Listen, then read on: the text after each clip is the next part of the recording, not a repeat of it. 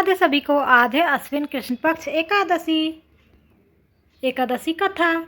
युधिष्ठिर ने पूछा, हे मधुसूदन, कृपा करके मुझे यह बताइए कि अश्विन के कृष्ण पक्ष में कौन सी एकादशी होती है।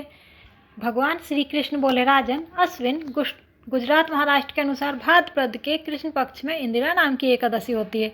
उसके व्रत के प्रभाव से बड़े बड़े पापों का नाश हो जाता है। नीच योनि में पड़े हुए पितरों को भी यह एकादशी सद्गति देने वाली है। राजन, पूर्व काल की बात है। सतयुग में इंद्रसेन नाम से विख्यात एक राजकुमार थे जो महिष्मतीपुरी के राजा होकर धर्मपूर्वक प्रजा का पालन करते थे। उनका यश सब और फैल चुका था। राजा इंद्रसेन भगवान विष्णु की भक्ति में तत्पर हो गोविंद के मोक्षदायक नामों का जप करते हुए समय व्यतीत करते थे और विधि पूर्वक अध्यात्म तत्व के चिंतन में संलग्न रहते थे। एक दिन राजा राजसभा में इतने सुखपूर्वक बैठे हुए थे, इतने में ही देवऋषि नारद आकाश से उतरकर वहां पहुंचे। उन्हें आया हुआ देख राजा हाथ जोड़कर खड़े हो गए और विधि पूर्वक पूजन करके उन्हें आसन पर बिठाया। इसके बाद वे इस प्रकार बोले, मुनि श्रेष्ठ, आपकी कृपा से मेरी सर्वथा कुशल है। आज आपके दर्शन से मेरी संपूर्ण यज्ञ क्रियाएं सफल हो गई। देवऋषि, अपने आगमन का कारण बताकर मुझ पर कृपा करें। नारद जी ने कहा, नृपश्रेष्ठ, सुनो, मेरी बात तुम्हें आश्चर्य में डालने वाली है। मैं ब्रह्मलोक से यमलोक में गया था। वहाँ एक श्रेष्ठ आसन पर बैठा और यमराज ने भक्तिपूर्वक मेरी पूजा की। उस समय यमराज की सभा में मैंने तुम्हारे पिता को भी देखा था। वे व्रत भंग के दोष से वहां आए थे। राजन, उन्होंने तुमसे कहने के लिए एक संदेश दिया है, उसे सुनो। उन्होंने कहा है, बेटा, मुझसे इंदिरा एकादशी के व्रत का पुण्य देकर स्वर्ग में भेजो। उनका यह संदेश लेकर मैं तुम्हारे पास आया हूँ। राजन, अपने पिता को स्वर्गलोक की प्राप्ति कराने के लिए इंदिरा एकादशी का व्रत करो।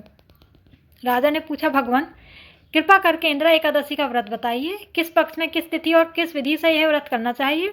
नारद जी ने कहा, राजेंद्र, सुनो, मैं तुम्हें इस व्रत की शुभ कारक विधि बतलाता हूँ। अश्विन मास के कृष्ण पक्ष में दशमी के उत्तम दिन को श्रद्धायुक्त चित्त से प्रातःकाल स्नान करो। फिर मध्याह्न काल में स्नान करके एकाग्रचित्त हो एक समय भोजन करो तथा रात्रि में भूमि पर सो। रात्रि के अंत में निर्मल प्रभात होने पर एकादशी के दिन दातून करके मुंह धो। इसके बाद भक्तिभाव से निम्नांकित मंत्र पढ़ते हुए उपवास का नियम ग्रहण करो। कमलनयन भगवान नारायण, आज मैं सब भोगों से अलग हो निराहार रहकर कल भोजन करूंगा। अच्युत, आप मुझे शरण दें।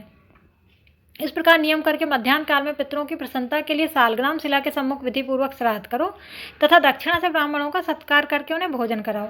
पितरों को दिए हुए अन्न में पिंड को सूंघकर गाय को खिला दो।